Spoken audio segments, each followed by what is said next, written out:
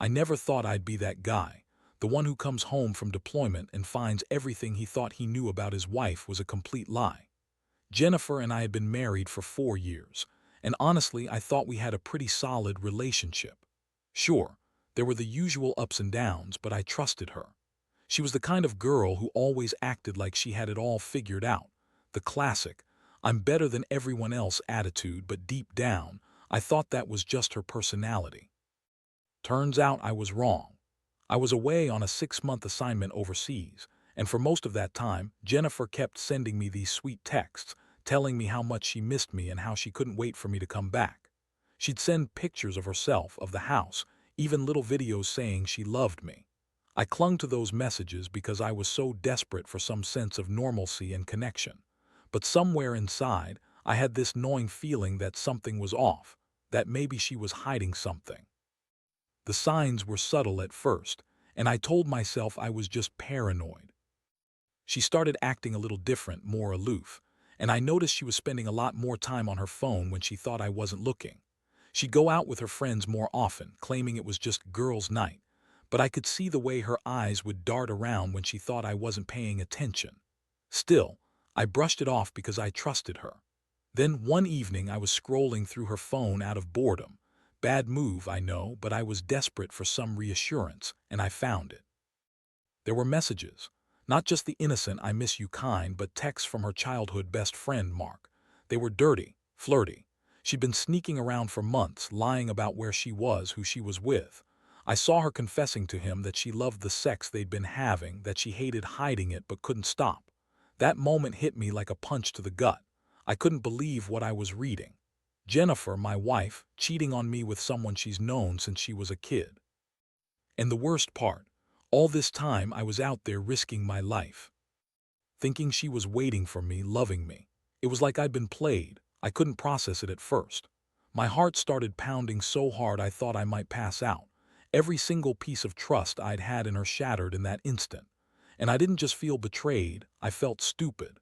How blind could I have been? I spent days just staring at those messages, trying to understand how she could do this, how she could lie so effortlessly, act like everything was fine. I felt like I was living in some twisted nightmare. The thought of her with Mark, the guy she grew up with, just made my stomach churn. I knew I had to confront her, but I didn't know how. I didn't even know what words to use. How do you face the person you trusted most when you find out they've been screwing around behind your back? So I waited. I kept quiet for a few days, trying to gather my thoughts, trying to figure out if I was imagining things or if there was any way she could still be innocent. But the evidence was staring me right in the face. I knew I couldn't ignore it anymore. When I finally decided to confront her, I didn't hold back. I was angry, hurt, and more confused than I'd ever been in my life. I wanted to know why. Why had she done this? How long had she been lying? And the worst part, what the hell was I supposed to do now? The day I confronted her felt like walking into a trap I couldn't escape from. I remember standing there in the living room, my hands shaking, my head spinning with everything I'd seen. Jennifer was sitting on the couch, looking restless, her nails biting into her palm. She saw the look on my face and immediately started with her usual bullshit. "What's wrong, babe? You look like you've seen a ghost." That's how she always started, deflect, deny, act like I was overreacting. But I wasn't about to play her game anymore. I pulled out her phone, showed her the messages, and watched her face twist into something ugly. Defiance, guilt, maybe a bit of anger. She scoffed at first, rolled her eyes, and then, without missing a beat, she said, "Oh, it's nothing, just some stupid jokes. Mark's an idiot, you know. How he is, we're just friends, it's nothing serious." She laughed like I was supposed to buy that, like I was the one being paranoid. I didn't buy it, not for a second. I looked her dead in the eyes and asked, "How long has this been going on? How many months have you been sneaking around behind my back?" Her eyes flickered and she suddenly got defensive. "It's none of your business. I was bored, I guess. It didn't mean anything."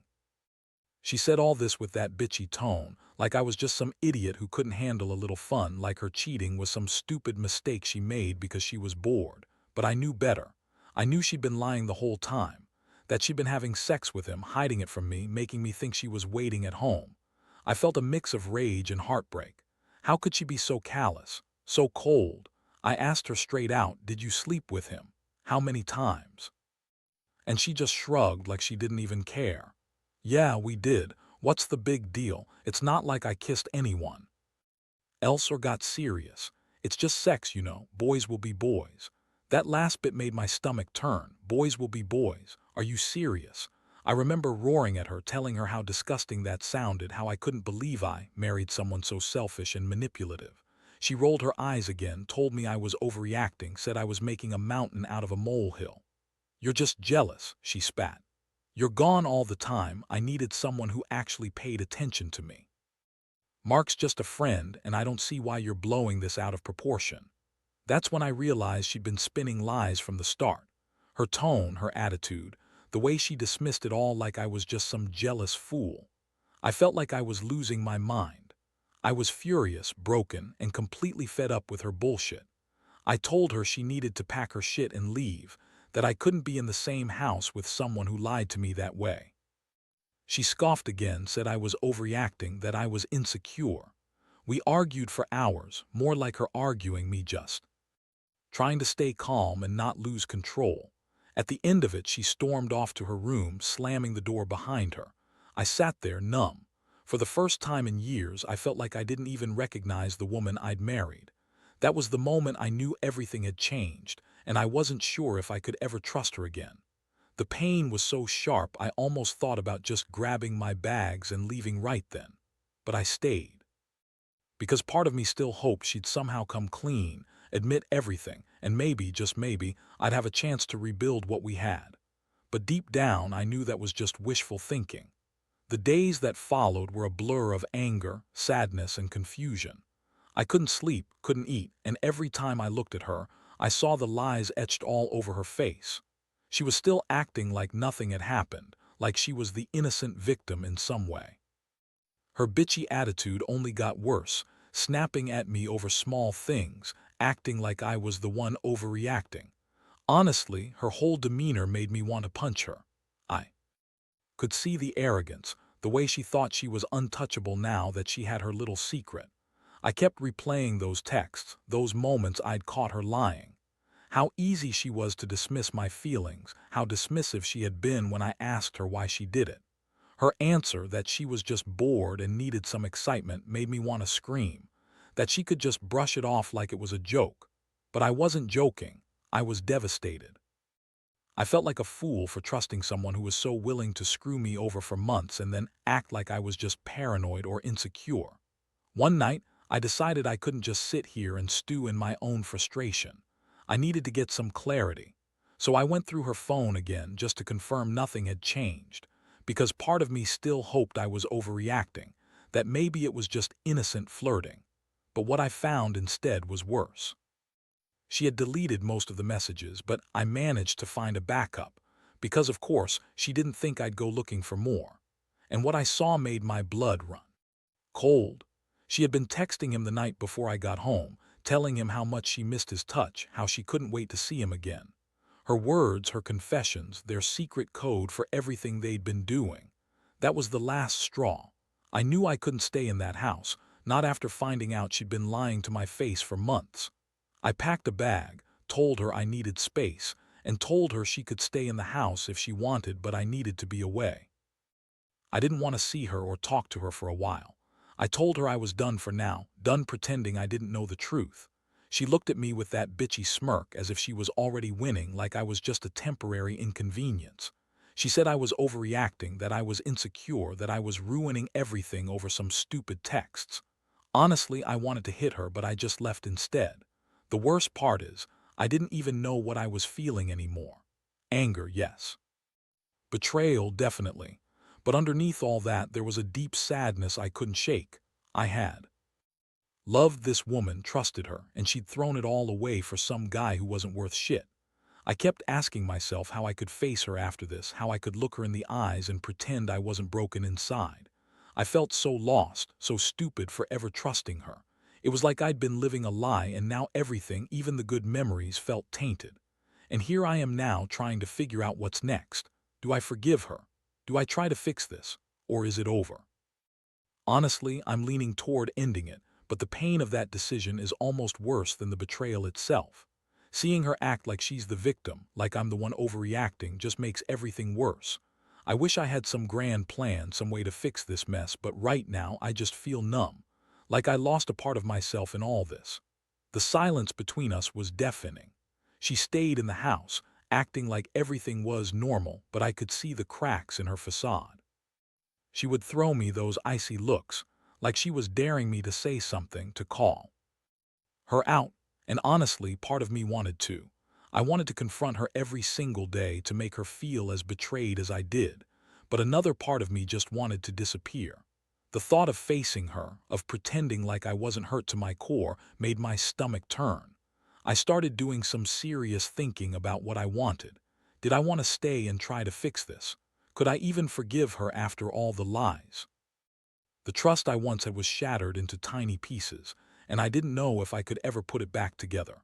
The idea of living in the same house, pretending everything was fine, felt impossible.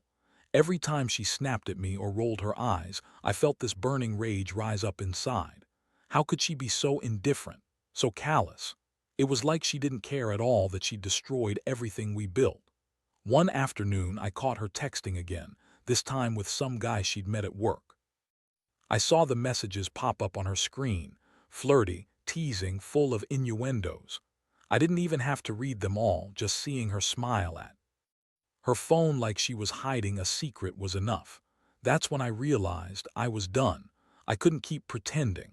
I couldn't keep pretending that this was just a mistake or a one-time thing.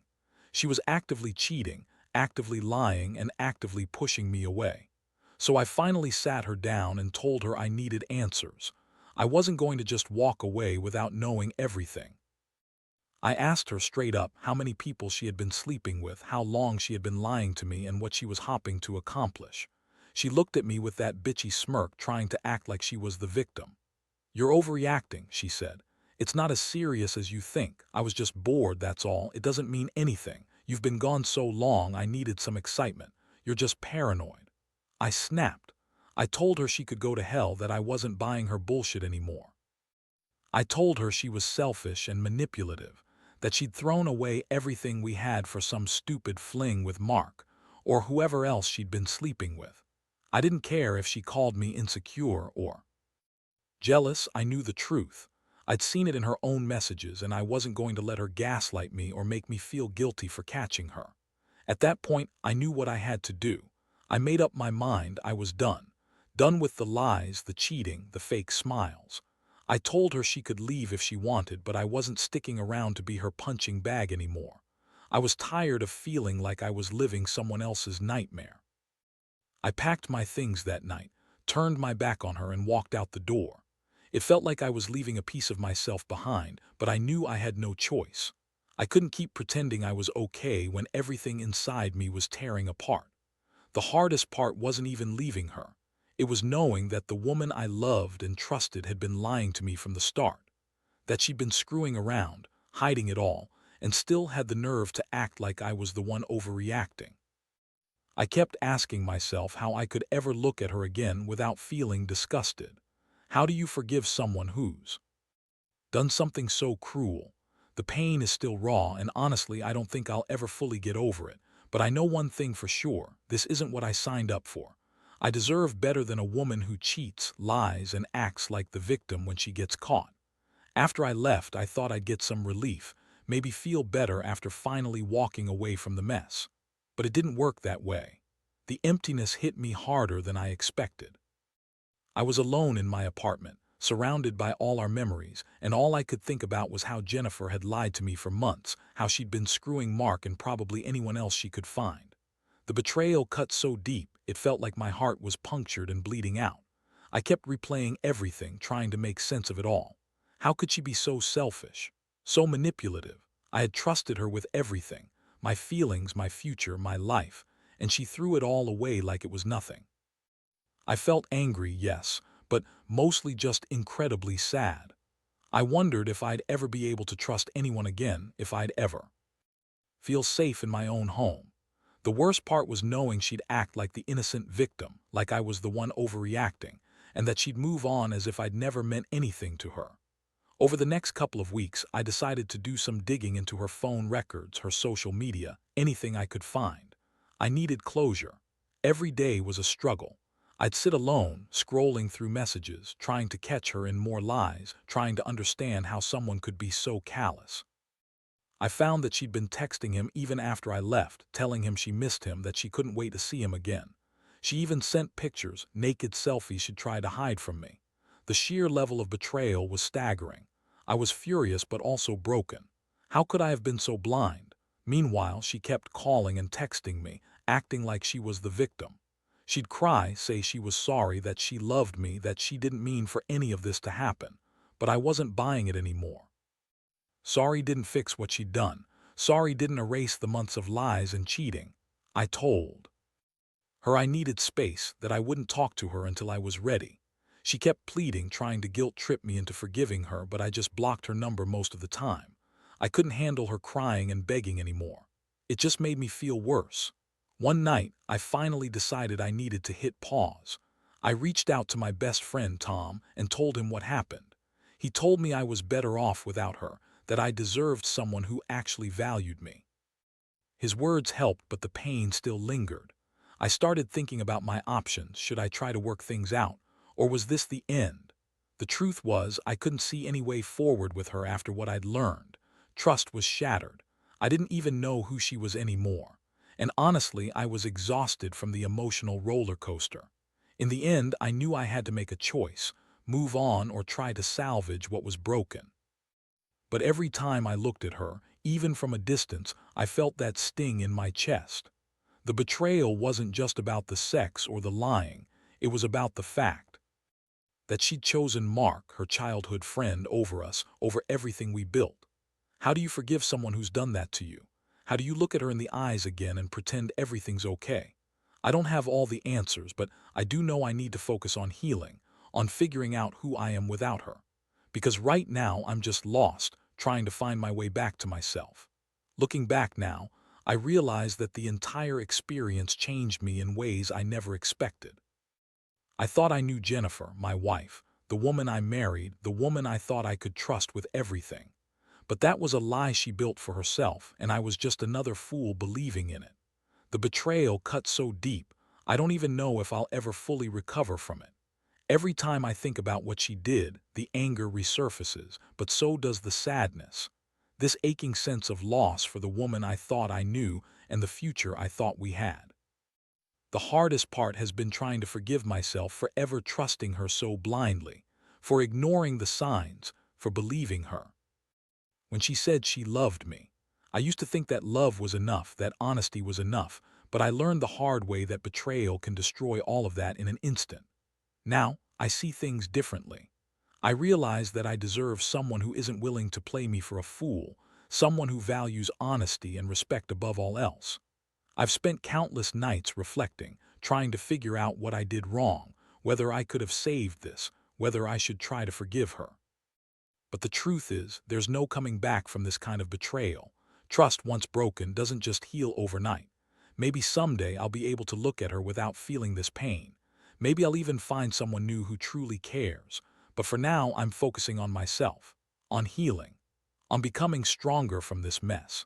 If there's one thing I've learned from all of this, it's that you can't hold on to something that's already dead. You have to let go, no matter how much it hurts. I can't keep carrying the weight of her lies anymore. I have to move forward, even if the road is dark and uncertain. That's what's next for me, building a life where I'm not constantly looking over my shoulder, waiting for the next lie, the next betrayal. And maybe, just maybe, I'll find happiness again. Because I've realized that I'm worth more than living in a shadow of someone else's lies. I'm worth respect, love, honesty. And that's what I plan to find without her.